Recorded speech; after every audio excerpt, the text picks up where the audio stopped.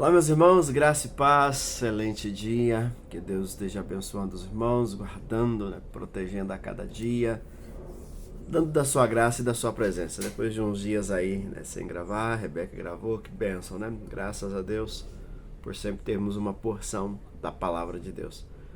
A gente começa a pensar, até mesmo nisso, pensando no texto de hoje. O nosso texto de hoje é Salmo 119, um salmo grande, né?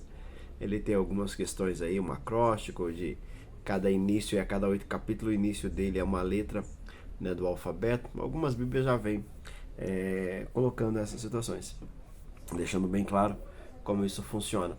E a gente então olhando para Salmo 119, olhando para tudo aquilo a qual Deus tem feito, aquilo que Deus quer de nós não há outra possibilidade, né?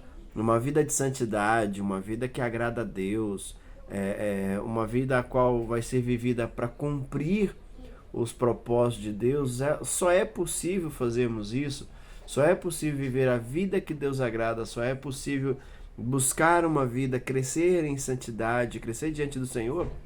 Só tem uma forma de ser feito isso: quando nos atentarmos à sua palavra. E o Salmo 119, ele vem traçando sobre isso, ele vem tratando sobre isso, sobre a excelência da lei divina. O quanto ela é maravilhosa, o quanto ela é poderosa, o quanto ela é linda, o quanto ela muda as nossas vidas, né? E o salmista inicia esse texto dizendo: bem-aventurados, irrepreensíveis no seu caminho, que anda na sua lei. Olha, continua o 2: bem-aventurados que guardam as suas prescrições e buscam de todo o coração. Então, esse salmo, o salmista, ele traz realmente como um incentivo a nos devotar à palavra do Senhor, a realmente buscar ela diariamente, a cada instante, a cada momento, porque é ela que vai nos dar aquilo que precisamos. Somente ela, não tem outro ponto. É o estudarmos a palavra, é o lermos a palavra que vai nos dar. No versículo 3 diz: então, né? Olha, vamos ler o versículo 5, que vai dar uma pouquinho noção. Tomara seja firme os meus passos, para que eu observe os teus preceitos. Então, o salmista está pedindo, né? Desejando. E se isso acontecer, ele vai dizer assim: então não terei de que me envergonhar quando considerar em todos os teus mandamentos.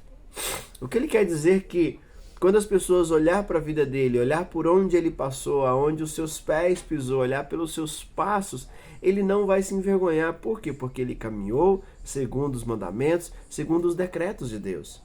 Ele não andou segundo sua vontade, ele não andou segundo o seu querer. Pelo contrário, ele observou, e ele vai até dizer no versículo 9, né? Ele usa o jovem, mas podemos pensar em tudo. De que maneira poderá o jovem guardar puro o seu caminho? Qual é a forma de guardar? Não é andar ter uma vida de medo, não é andar, né? Não, mas a resposta que ele dá é observando segundo a sua palavra.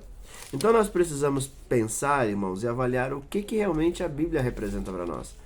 Eu creio assim, o Salmo 119, ele é um salmo extenso, grande, né, para estarmos lendo bastante versículos, mas eu creio que é um salmo que a gente precisa ler ele com muito atento, né? São aí 176 versículos.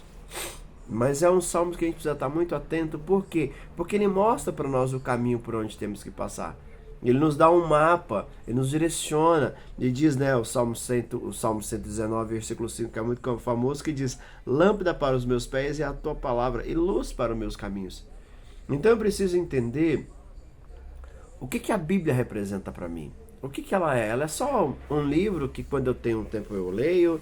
Ela é um livro que quando eu vou para o culto eu levo? Ela é um livro que quando a gente está no culto ele é aberto para ser lido e explicado? Ou ele é o que o versículo 105 diz? Ele é lâmpada para os meus pés. É interessante que se nós chegarmos na nossa casa e estiver escuro à noite, nós não temos dúvida nenhuma, problema nenhum, em de repente acender a luz. Não vamos ficar envergonhados disso. Nós não temos dificuldade nenhuma, se dependendo, mesmo com luz, eu preciso de claridade em um lugar específico, ali eu pego uma lanterna. Hoje os nossos celulares têm isso. Então nós não temos dificuldade. E a mesma questão que a gente precisa ter é através da palavra. É entender que ela que vai iluminar, ela que vai colocar. Eu gosto muito dessa expressão de lâmpada, porque me lembra muito do interior, né? Quando a gente ia de repente para uma comunidade ou para outra, e ali a gente precisava levar uma lanterna para iluminar o caminho.